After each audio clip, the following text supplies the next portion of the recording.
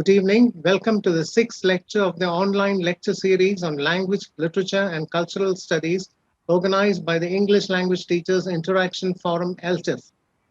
Let me introduce myself. I'm Dr. Praveen, coordinator of the online programs of ELTIF. For almost a decade, I had been associating myself with the programs of ELTIF. ELTIF, as you know, is a purely voluntary and non-profit organization of teachers who have taken it a mission to empower rural India through English language education. English Language Teachers Interaction Forum, ELTIF, born out of the felt needs of a teacher group of village English teachers in North Kerala. Since 2002, ELTIF has been functioning as a voluntary teacher forum for the empowerment of teachers, learners, and any user or lover of English. Started as an informal gathering of teachers of English and got registered as a professional platform for interaction in 2010. ELTIF lives in and works mainly for the villages as the mission is empowering rural India through English language education.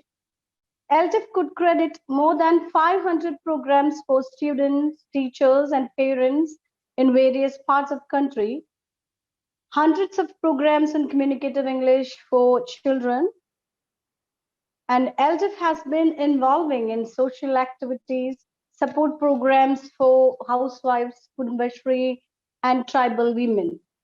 For this forum, teaching is not just an academic activity confined to the four walls of the classroom. We often visit to various places, tribal places, places where tribal people live, and we take classes there. Besides these, ELTIF has been regularly organizing international, national conferences in collaboration with universities and other educational institutions. Delegates from all over the country participate in them, present papers, and conduct workshops. Moreover, ELTIF has been publishing a professional quarterly journal of ELTIF promptly and regularly for the last 10 years. Now we have entered into the virtual platform with an online lecture series and provides opportunities for the teachers and learners of English to grow professionally and academically. I request all the participants to be part of ELTIF, and let's join hands together to make the difference by supporting and empowering rural India through English language education. Thank you. Today's speaker is Dr. MuraleedharanTharayil. Dr. Muraleedharan is a good friend of mine. I had known him for almost 30 years when he was pursuing his MLit in the Central Institute of English and Foreign Languages, Hyderabad, almost 30 years ago. Today, he will be delivering a lecture on cinema and English studies, new possibilities. Dr. MuraleedharanTharayil is presently working as a senior faculty in the Department of Film Studies in Chetana College of Media and Performing Arts, Thrissur, affiliated to the University of Calicut. He had been the head of the PG Department of English in St. Aloysius College, Thrissur, from where he retired in 2015. He has also taught short stints in Delhi University, University of Bahir in Ethiopia, University of Chicago in the USA, University of Tripoli, Libya, etc. He has more than 39 years of teaching and research experience. Dr. Muraleedharan did his MA in English literature from the University of Calicut and later MLit and PhD at CIEFL, Hyderabad. He has done a postdoctoral project in the University of Birmingham and was later attached to the New York University as a senior Fulbright scholar. He has various publications on cinema, gender, sexuality, Indian literature, and cultural studies. Thank you, Srihari. And I remember this is not the first time Srihari has been introducing me. In various conferences, I've at least a few times he has done this, and thank you very much. And also, let me begin by thanking Dr. Bhaskaran Nair and Dr. Praveen for inviting me to this forum. I never knew about it, and it's really exciting to hear about all the things that this forum is doing, and I'm very happy to be part of one of your programs. Okay. And having said that, let me also tell you that I'm not really a good speaker. I'm more comfortable in informal interactions with a group of live human beings in front of me. So I will be most happy if you can intervene now and then and maybe ask me questions or raise your views on whatever I'm saying, so that this will be a little more informal and maybe a bit enjoyable. Otherwise, these things can become very, very prosaic and very, very boring. Okay. And Bhaskaran Nair and Praveen asked me to talk about film studies. And I'll perhaps start with my experiences. Way back in 1989, when I decided to do my PhD, I had already done MLit in CIFL Hyderabad. I had no idea that I could do some work on cinema. In fact, it was not even in my wildest dreams.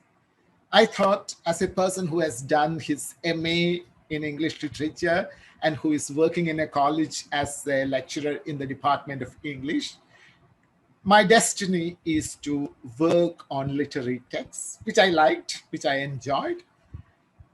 And when I had the pre-PhD discussions with my supervisor, Dr. Susi Taru, who I'm sure will be known to most of you, she kind of observed that even though we were discussing literature,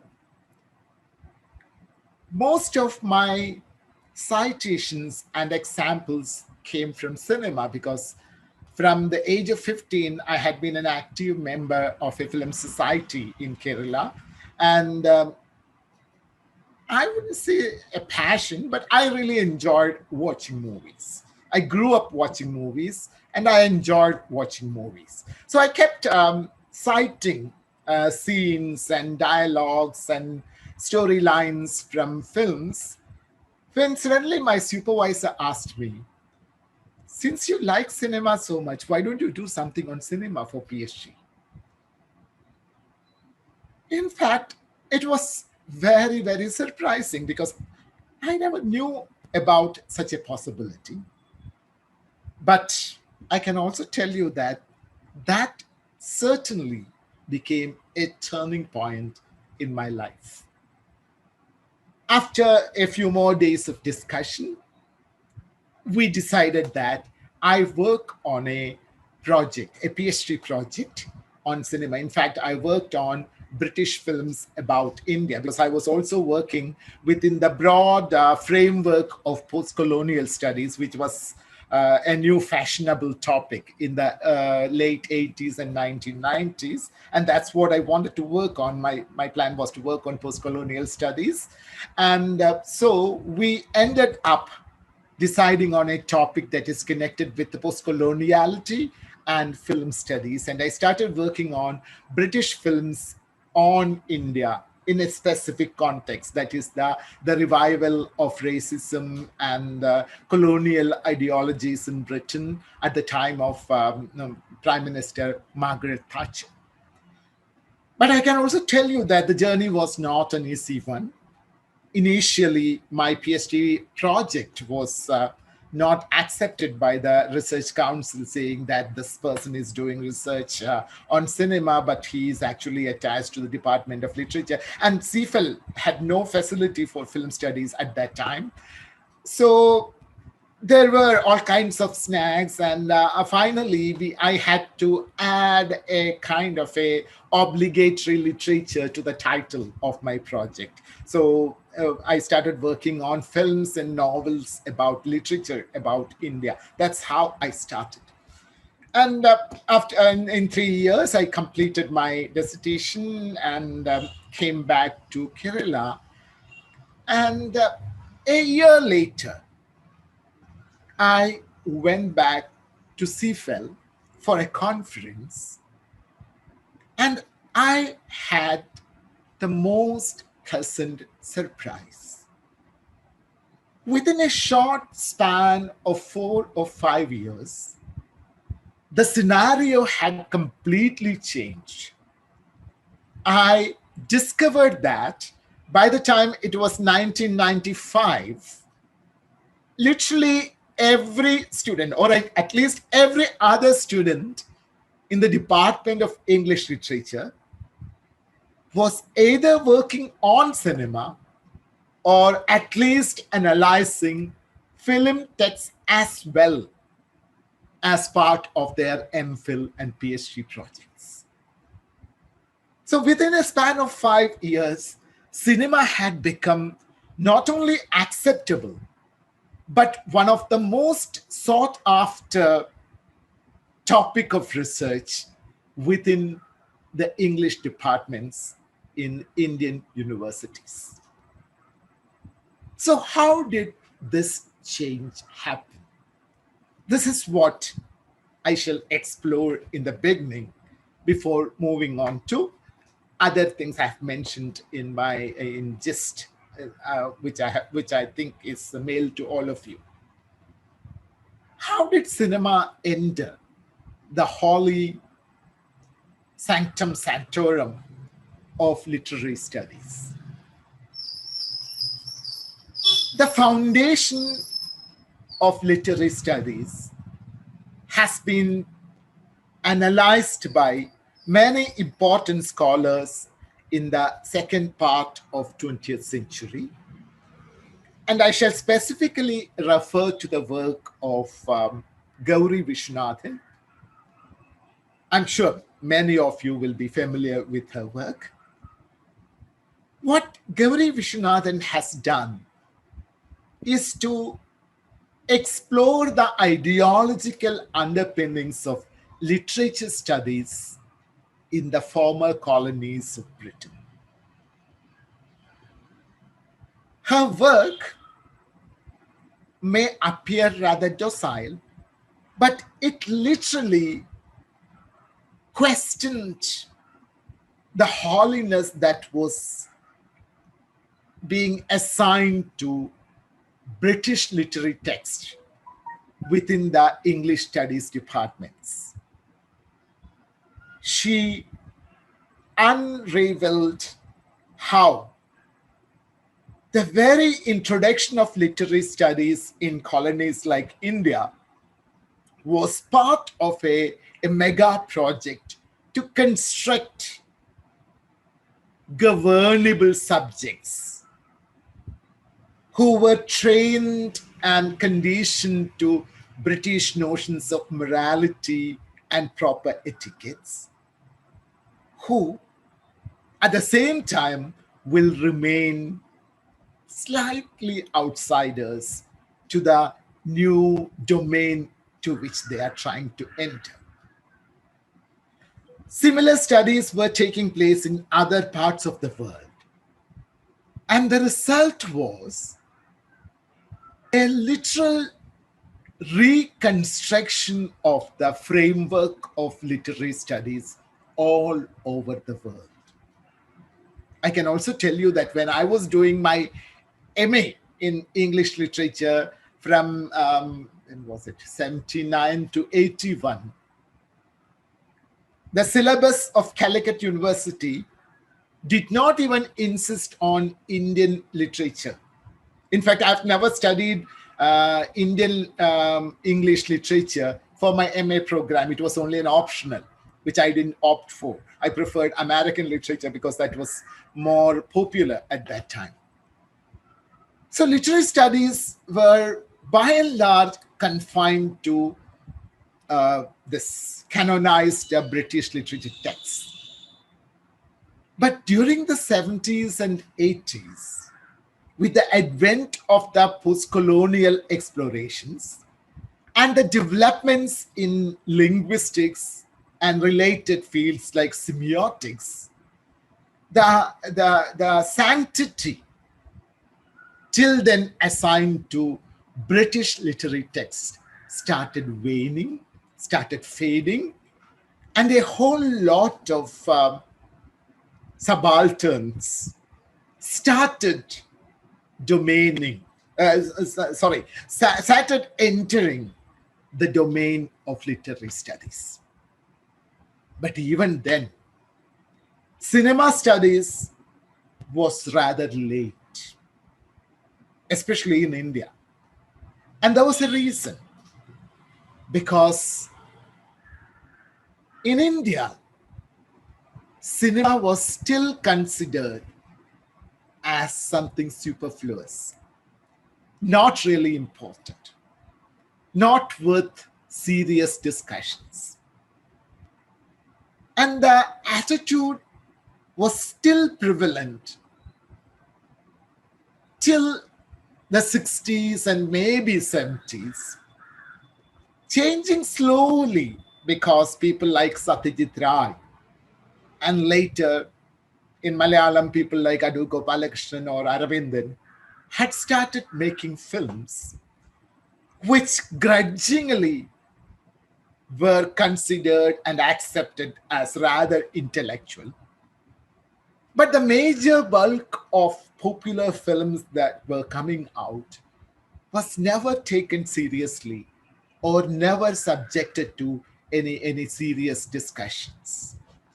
As a result, in India, film studies entered our academies very, very late. To be frank, I think it started only in the late 80s and 1990s. But once the taboos were forgotten, people realized, people means our authorities in the academies realized the importance of studying cinema. Let me see if I can use a PowerPoint, okay, so that I'll quickly explain the relevance of cinema. Why is it important to study cinema? Let's begin by the mundane, with the mundane. That is, what's happening. As all of us know, cinema is now among the most popular social media. It is, in a way, the most popular social medium at the moment, maybe fast losing out to internet perhaps, but till now, the popularity of cinema has not been seriously affected by other developments. But more than being a popular medium, we should know that cinema is now a dominant presence in our public spaces. I say this because there might be people who are not interested in cinema, but if you are living in today's world, it's almost impossible to escape from cinema. Cinema pursues you everywhere. You move on the streets, it is looking at you as posters. From literally everywhere, it's coming to you as music, as songs. And now with internet, you can't even lift the phone without a popular star's face glaring at you. So in fact, it has literally filled today's world. And this is reason enough to argue that such a medium deserves to be studied in a very serious way. And what does cinema do? Cinema regularly generates narratives. When I say this, you might think that I'm talking about the stories. Yes, I mean, I'm not talking about the literal stories of every film text. I'm talking about the larger narratives, the larger stories regularly created by cinema. Cinema is constantly telling you what is good and what is bad, who is good and who is bad, what is the proper life and what is the improper life, who is the good person and who is the bad person. And these narratives keep evolving, and cinema is continuing to do that. In the process, cinema shapes, not just shapes, constantly reshapes our values, our desires, fantasies, and even our pleasures. I want all of you to take a few seconds and think about it, speculate on it.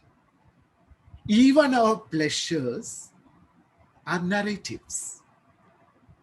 And there are various kinds of narratives, discursively creating them all the time, discursively transforming them all the time.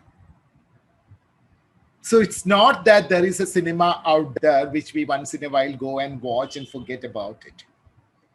Cinema comes with us invisibly, maybe another intimate enemy of our times. Cinema enters us without our knowledge, without our permission, constantly telling us what to like, what to dislike, how to desire, how to dream, and what values to believe in.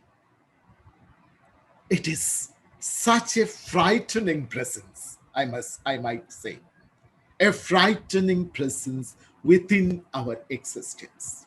Okay?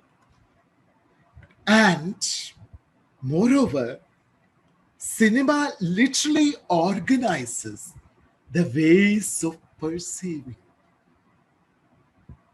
Can we really look at the world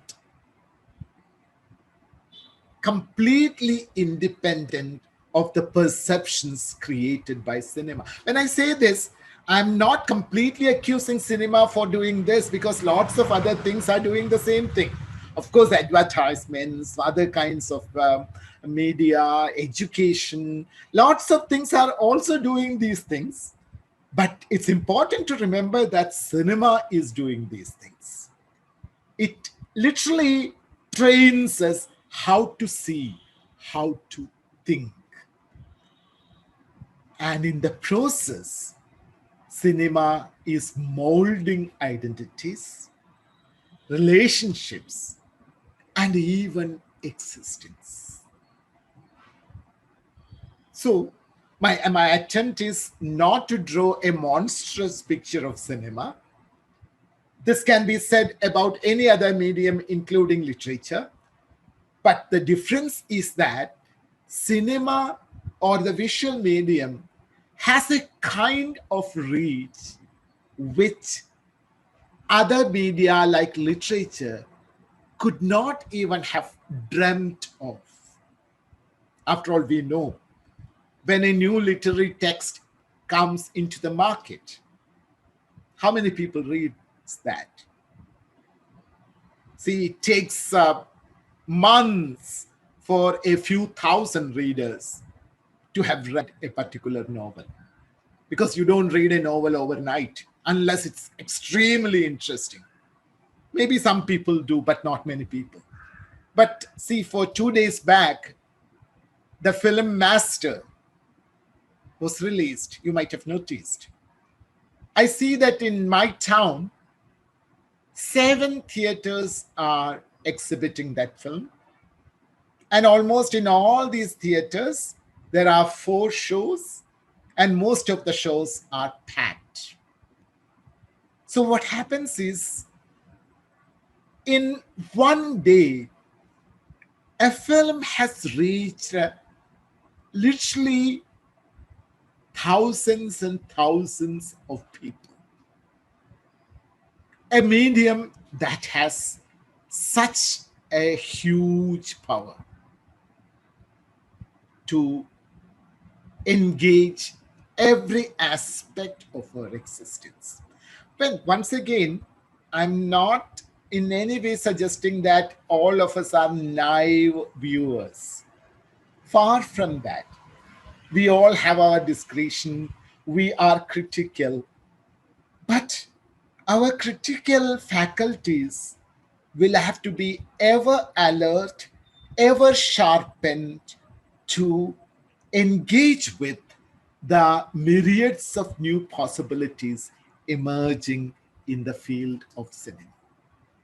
And that is why I say cinema is a very important topic that need to be studied seriously, analyzed seriously, and our students should be trained to be careful, to enjoy cinema to the maximum, but also to be cautious about the kind of lessons or kind of training they get from cinema. Okay, let's come back to rest. So once we accept the fact that cinema is an important medium, the important thing is to find out how we can use cinema. Any new technology, one of the tendencies of the human beings is to be afraid of it. Some people, even cinema, when it came, many people said this is going to kill all forms of art, so it should be banned. In fact, the same complaint was repeated when cinema moved from silent movies to sound films. Again, there was a big hue and cry saying that sound films will destroy the art of cinema, so it should be banned. But changes cannot be stopped by prohibitions and banning. What we need to do is to explore how they can be used, utilized for constructive purposes, in a creative way, in a healthy way. So now that cinema is here, what we can think of is how it can be used in a useful way.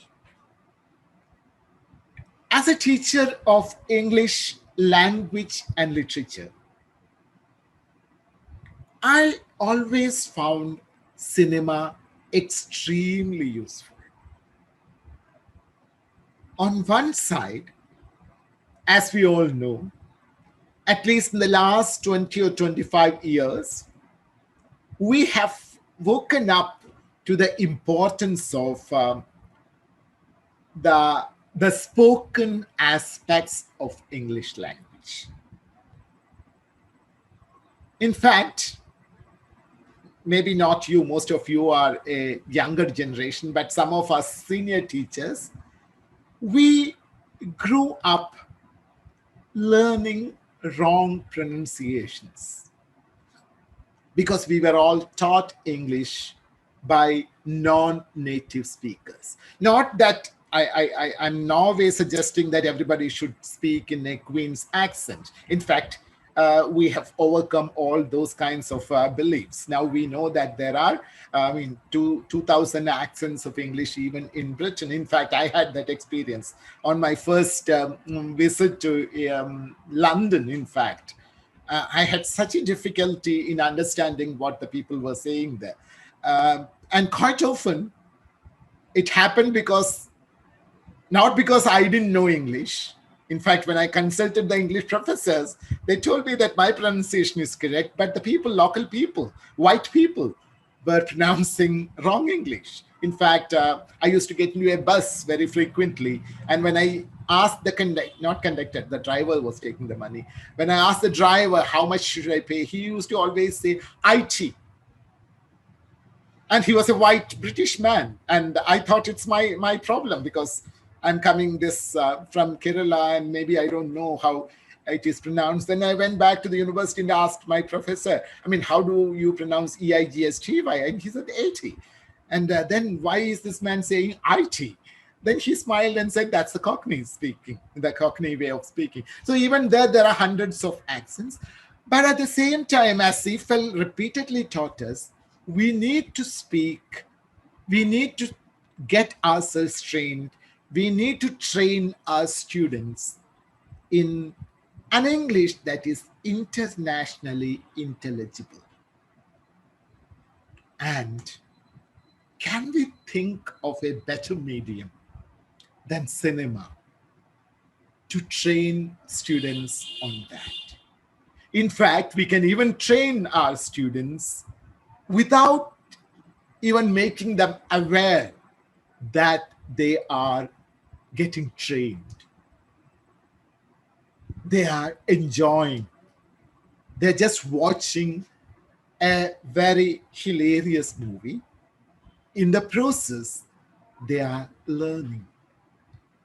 And that can be certainly the most pleasant way of learning, which I'm sure some of you are doing now. Then, what are the other ways? The other thing is, again, 25 years ago, when we teach about Shakespeare, literally everything had to be imagined. You talk about Shakespearean theater, you talk about how there is a proscenium, how there is this, how there are wings, how there is a balcony. Today, all that you have to do is to show them a clipping taken from YouTube of the Shakespearean theater. What you might go on explaining for 3 days will be communicated in 5 minutes. The structure of the Shakespearean theater, the entrances, the trapdoors, the kind of curtains used, whatever you want to tell them. Use a film like Shakespeare in Love, which is a highly fictional account of Shakespeare's life, but it's immensely useful to teach the students about the structure of the Shakespearean theater. And think of any significant novel that you have to teach. Literally all of them have been made into films. So we can show them in the class and bring alive the fictional world that otherwise might have to remain only in imagination. So these are some of the important uses of cinema for the conventional English language and literary classes. But on the other hand, cinema itself can be considered as one of the latest forms of literature. Not only cinema, but even television. When we teach the beginning of novels, I'm sure when we teach Pamela, when we teach Henry Fielding, we might tell our students about the way in which the initial novels were written. All of us know that the oldest novels were bulky books because they were not to be read in isolation by individuals. Those novels were read over a period of time. In the evenings, the European families will gather in front of the fireplace, and one person will open the novel and start reading a chapter. And so the authors of 18th and 19th centuries included something for everyone in the family in every chapter. There is something for the children, there's something for the older people, some romance for the younger ones, and some morals. Everything was communicated through each chapter. And now think of the teleseries that that have become now slowly unpopular. They are becoming because the net series are coming. But whatever be, look at the similarity of these two. Each day a new episode. So we have to consider visual narratives, television and cinema, as today's literature,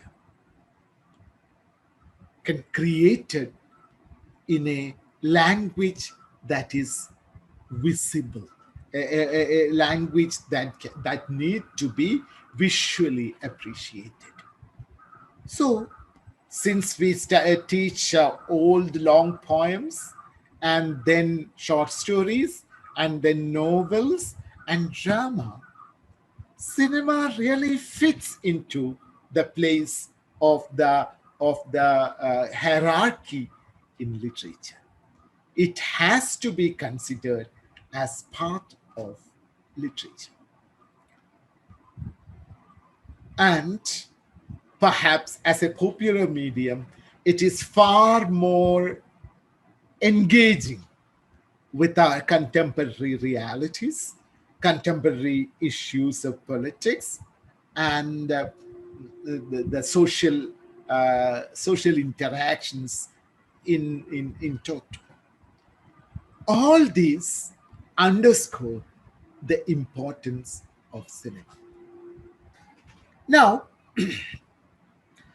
in the second part of my presentation, I intend to talk about how to teach cinema. And I say this because in the last 10 years or so, many times I was selected to evaluate PhD projects on cinema. In fact, some of them came from the most prestigious universities in India. And not always, but sometimes I was deeply disturbed by the kind of dissertations being written on cinema. Probably this was happening because some of the teachers who magnanimously agree to supervise such projects themselves had not really engaged with film studies in any serious way. This could only be the reason, in my opinion, because since cinema is now a sought after topic of study, and lots of English literature students are eager to study cinema, that does not mean that film studies are easy. In fact, I was teaching an English MA program. I mean, in my college, I was the head of the department. And then we were also teaching a film studies program. But after a while, among the 15 MA students, 14 will opt for an MA project on film studies. And I had to say no. Because a project on film studies is not an easy thing. You have to be prepared to do a film studies project proper. Not anybody can just walk in and say, I'm working on a cinema, and then start analyzing films. Okay? Because I said this because even from one of the most prestigious universities in India, once I got a project, and as I read through the project, the particular student was working on 25 film texts. And it was a bulky project. And as I read through it, even though it was a project on cinema, there was absolutely nothing in it on cinema. Instead, this particular student had provided what I would describe as the plot summaries of all these films. You know what plot summary is. This film is about such and such a story, has such and such a story. The main character is this particular person. And what happens in the film is this particular person goes there, that particular person. In this way, this particular student had given the plot summary of 21 or 25 films. And that was his dissertation. And then some comments, of course, finally, on some kind of conclusion. This cannot be called film studies. This cannot be called in any way research. Because film studies has been evolving in very complex ways in the last 15 or 20 years. There are two kinds of studies coming, or two broad areas of study. The students can take film texts and analyze them, or the students can look at cinema as a social institution, a cultural practice, etc., etc. But both kinds of studies they badly need academic rigor. Because in fact, film studies is now leading even literary studies when people have started analyzing issues like pleasure of cinema. In fact, psychoanalytic studies are now more active in the field of cinema, asking questions like, how does a film text engage with the pleasures of its spectator? What are the complex psychodynamics of watching movies? How does a particular film text or a genre or the very institution of cinema engage with social realities?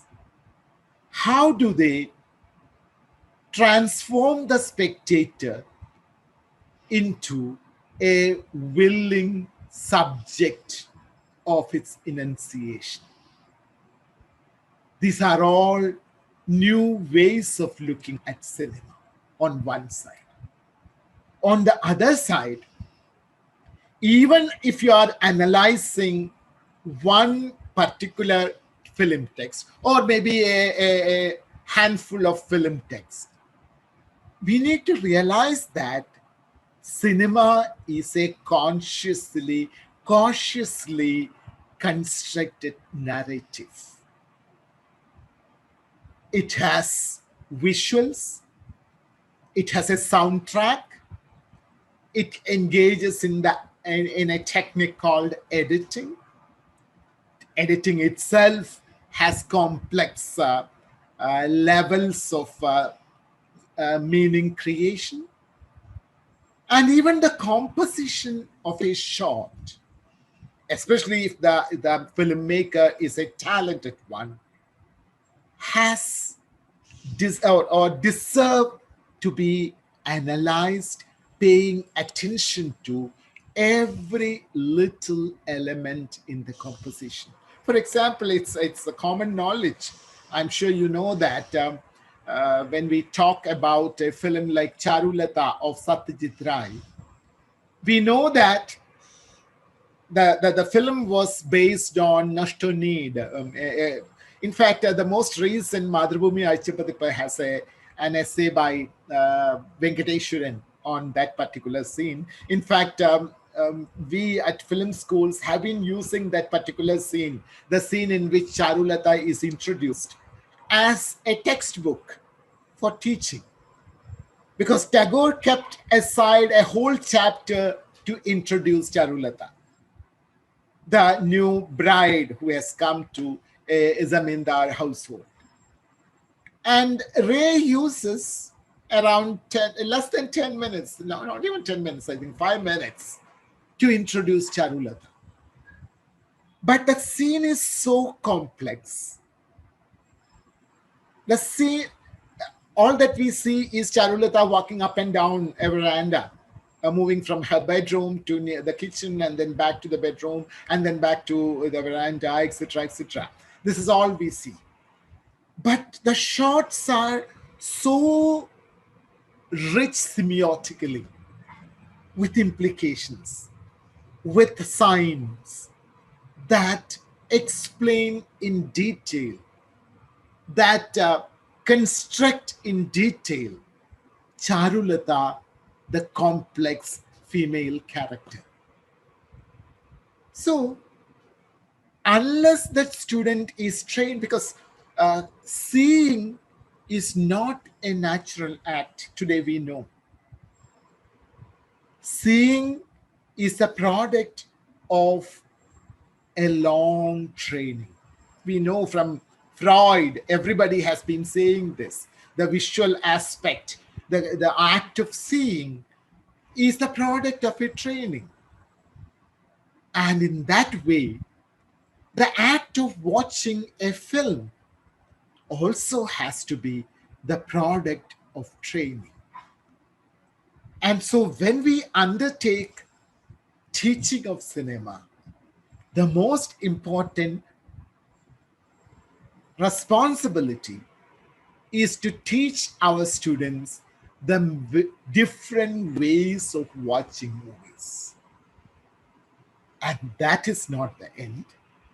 Today, with the theories of Miriam Hansen and Alexander Klug and a whole lot of other people, today we are talking about cinema as an extremely powerful political, cultural institution that literally creates different kinds of public spheres. So now, from personal psychology and psychoanalysis, we are also moving into collective psychology and subsequent analysis of the collective psyche vis-a-vis the film, the medium of cinema. So such immense possibilities are opening up in film studies. And in such a context, when we undertake to include cinema as part of our language of literature curriculum, we need to equip ourselves to introduce students to all these possibilities. So instead of just simply saying, okay, I want to work on cinema, okay, go ahead and work, we need to make sure that students familiarize themselves with the latest in film studies. It is not an easy task, but it is a very rewarding task. It's a very rewarding experience because you develop fresh, new perspectives, not only for your specific project, but even for something that we are going to do for the rest of our lives. That is, I'm sure we will continue to watch movies. Movies will continue to pursue you. If you don't go to the theaters, movies will come to your reading room, your drawing room through television. And now, of course, with OTT platforms, cinema is going to be with you for a very, very long time. So, what is needed is to realize the immense possibilities of cinema, both as a pedagogical tool and also as a very important social medium that has to be engaged with the attention and caution. Okay, so this is what I was planning to tell in general. Now I think we have some time for questions and answers. So if you ask some questions or raise some issues, maybe we can further elaborate on.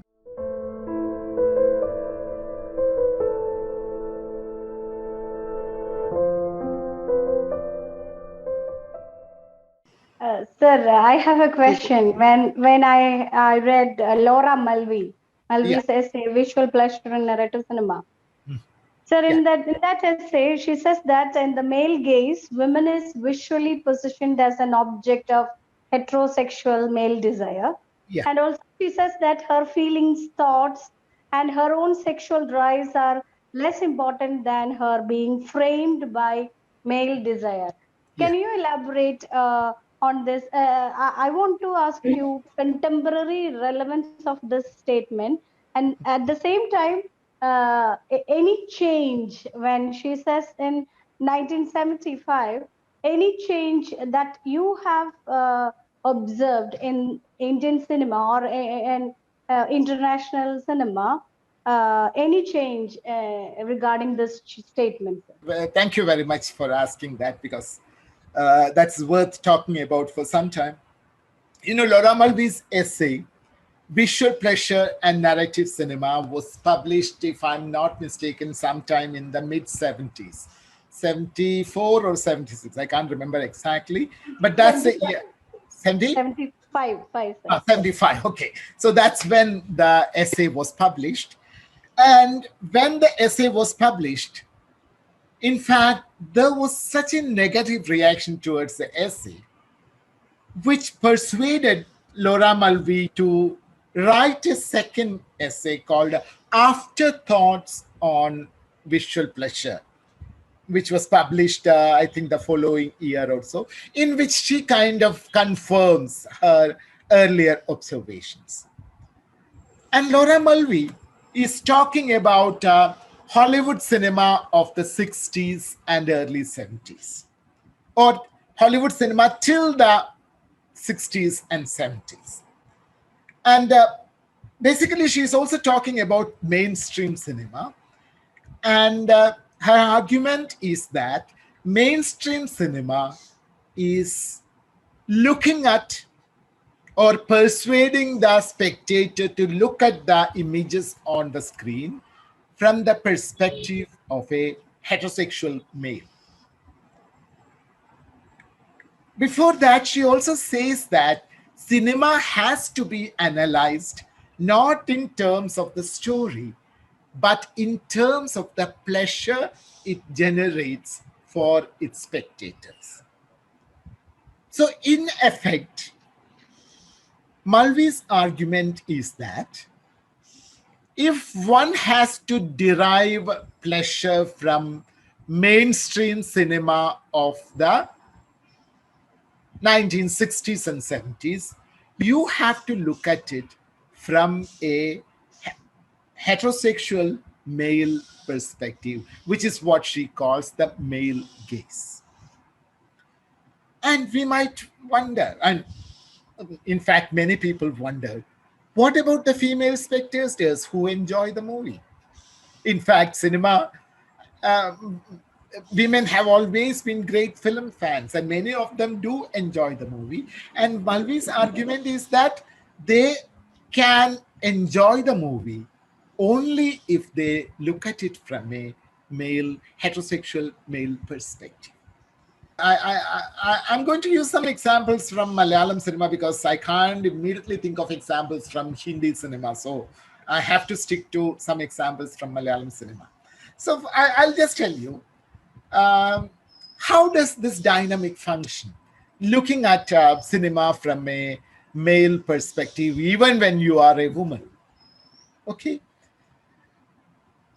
Some of you might have been watching a song from a Malayalam movie. I think the movie was called Nyangal Sandushtarana or something, in which there is a song called, a song which begins Analla Pennalla Adipoli Vesham.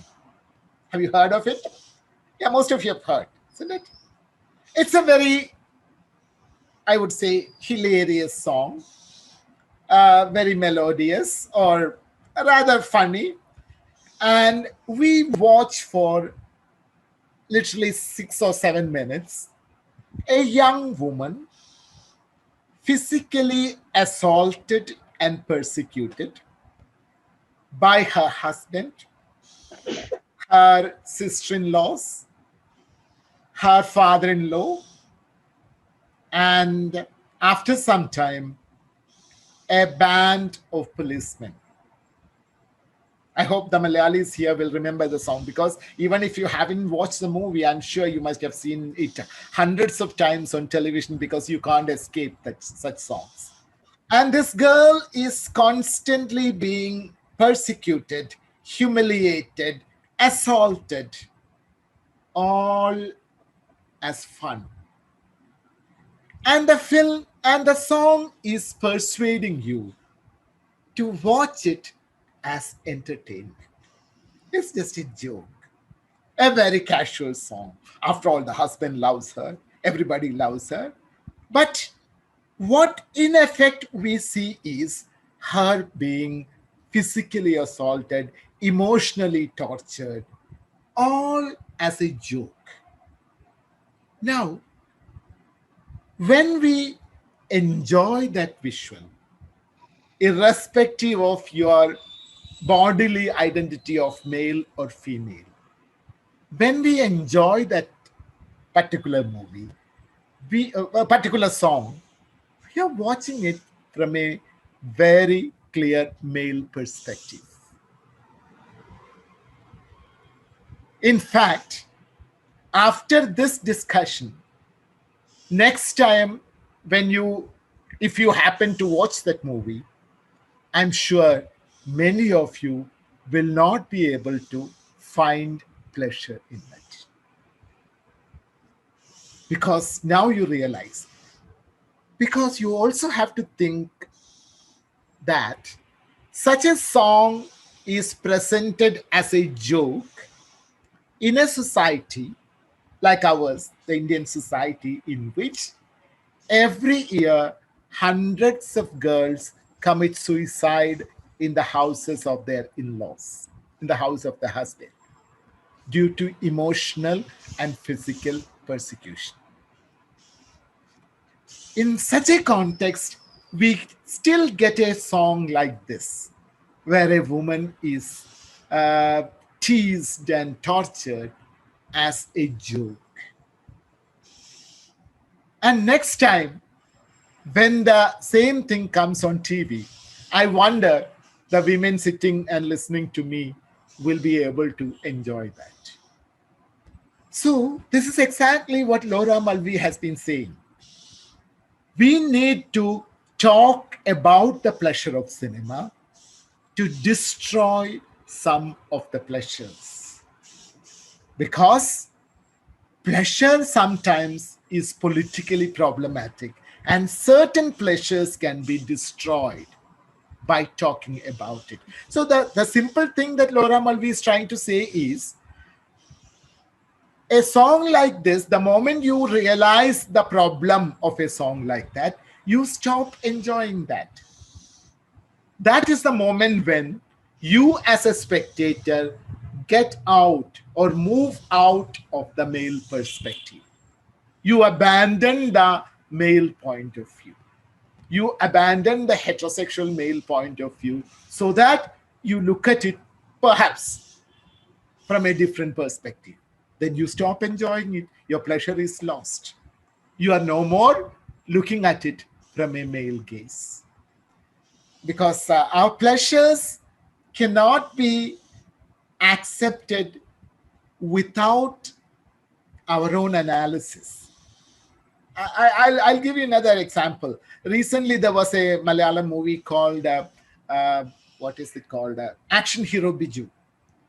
There is a very hilarious moment in it, which many people, I was watching it in a theater and people were roaring with laughter. When a dark-skinned woman complained that her lover did assault her. And the policeman gives the lover a tight slap and says, "This is for falling in love with such an ugly woman."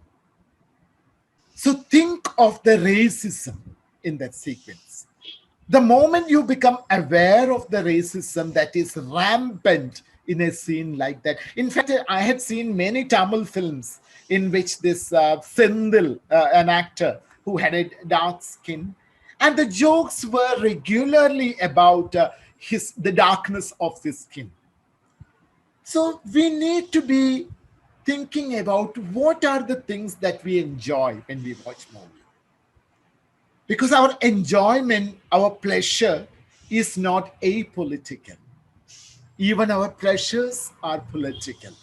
So what Laura Mulvey provided is kind of a motivation to rethink our pleasures. From what perspective we are watching and enjoying movies. And I must also say that it certainly had a tremendous impact on cinema, Hollywood and even Bollywood cinema, Indian cinema also.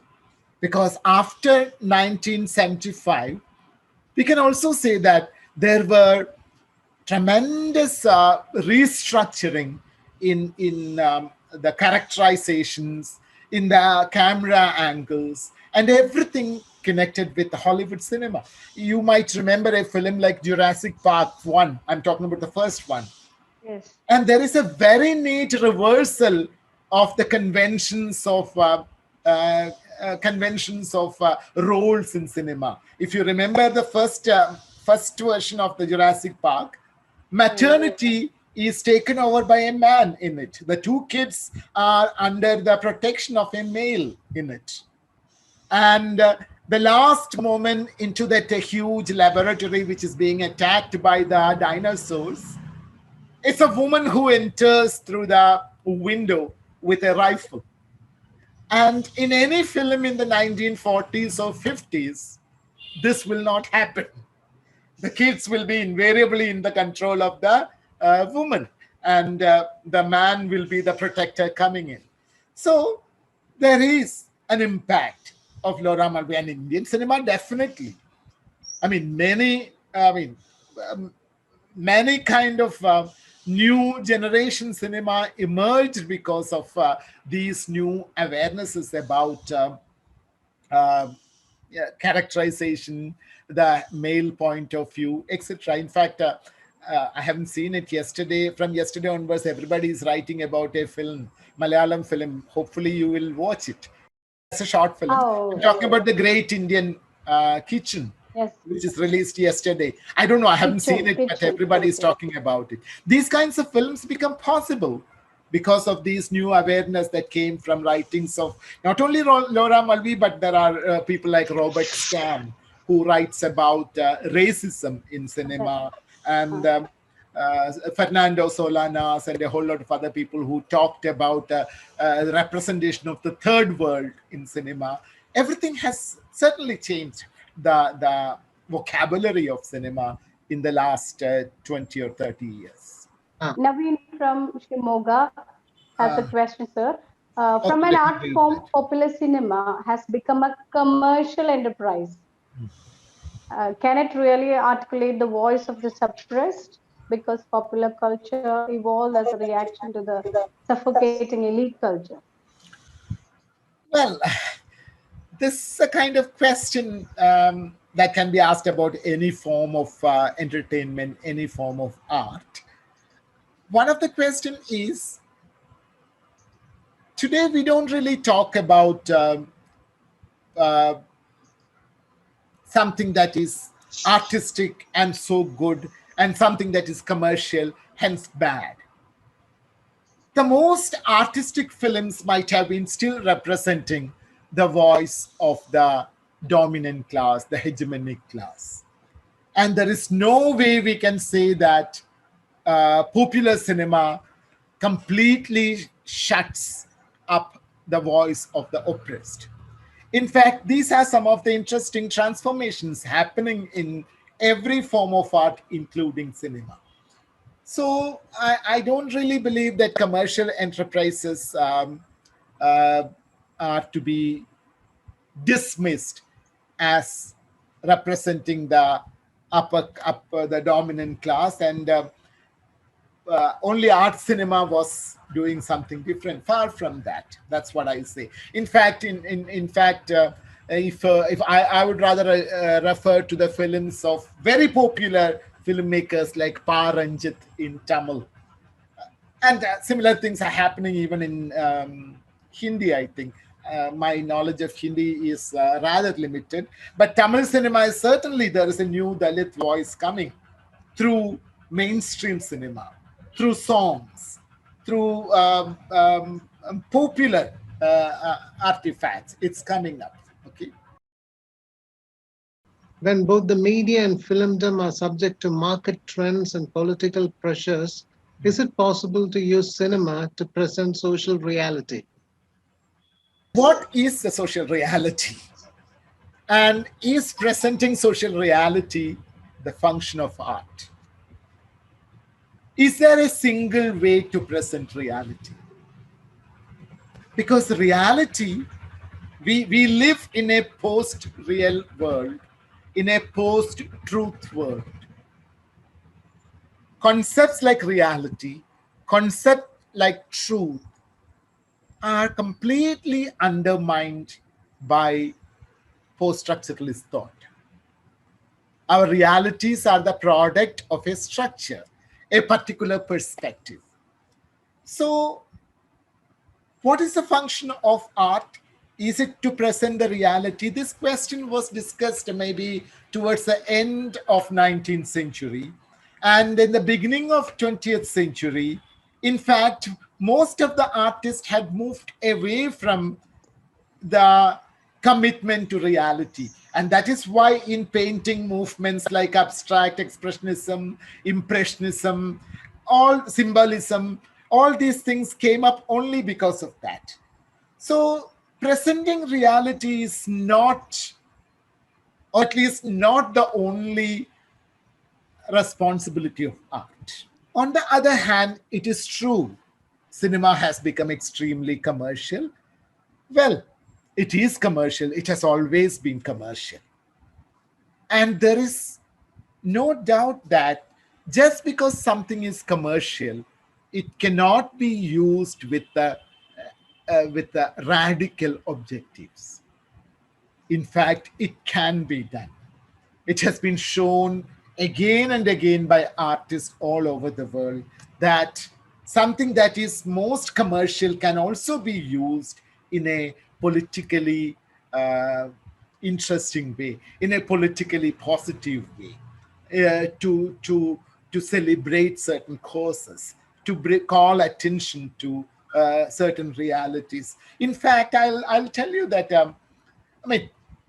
no, I'm not saying that any film is perfect or whatever. I had my own problems with the particular film I'm talking about. But last year, there was a Malayalam film which was a very powerful statement against the abuse of women. In fact, as a central character is an acid attack victim. I think the film is also online, so people can watch it from other parts of the world. In such a film, a very powerful statement is made against social issues like this. And 60% of the film, there was a similar film in Hindi also. I don't know what happened to that film, Thappat. In Malayalam, sir, Uyare. In Hindi, Chapak. Chapak. Half of the film, the heroine comes with a totally disfigured face. At least the Malayalam film was a super hit. So what I'm suggesting is, even in the most commercial establishment, it depends on the talent of the filmmaker, the talent of the creator, how it can be manipulated to raise the issues that that person considers important. So let's not lose faith in the world. There are things we can do in spite of all the problems. That's the way I would like to think about it. Shall we take that question? Shall we take that question from the PhD scholar from IIT Jodhpur, Burman from Bengal? Don't you think that film itself is a product of gaze, as human beings usually like to intrude in other people's personal lives? Mm-hmm. We human beings have always been telling stories, and telling stories are also always about people. Stories will have to be about people. And it is because of the interest in other people's lives that we started creating societies. So having an interest in other people's lives is not really always bad. It becomes bad only when we do it in such a way to disturb other people.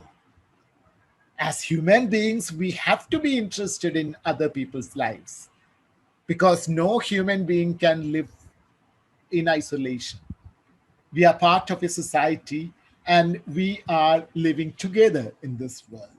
So a certain amount of interest in other people is the force that keeps us going.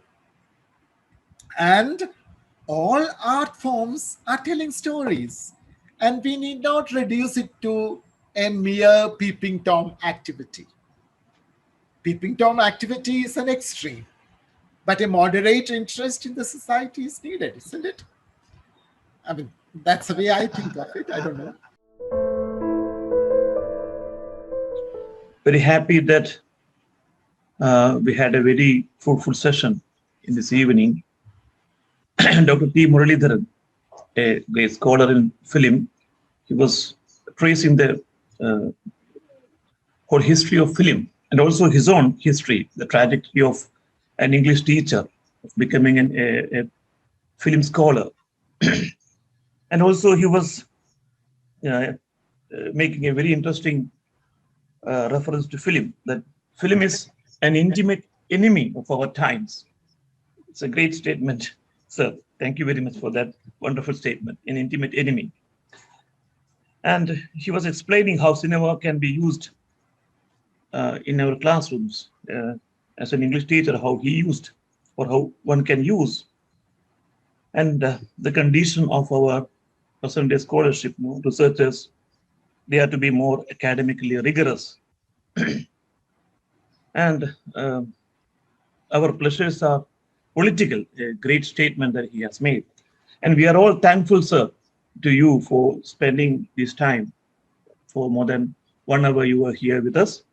And on behalf of the LTIF team, I extend a heartfelt thanks to you. Thank you, sir, for everything. Thank you once again. And thank you, everybody, for patiently listening to me and giving me this opportunity. And your questions are wonderful. I wish there was more time for interaction, but thank you very much, everybody. Thank you, Dr. Murali. We have been trying to focus on culture studies, English language teaching, and so on. And this particular lecture on film studies would have definitely benefited the participants who are mostly teachers. And film has great potential, great pedagogical possibilities. Thank you so much. Let me give Professor Bhaskaran Nair a special chance to step in and say hi, because all three of us you to see at the top were together 30 years ago. Professor Bhaskaran Nair, please. Nothing special. Say, way back in the 1980s, towards the end of 1980s, when Dr. Muraleedharan was pursuing his MLit and PhD, I had no idea about what his area of interest were.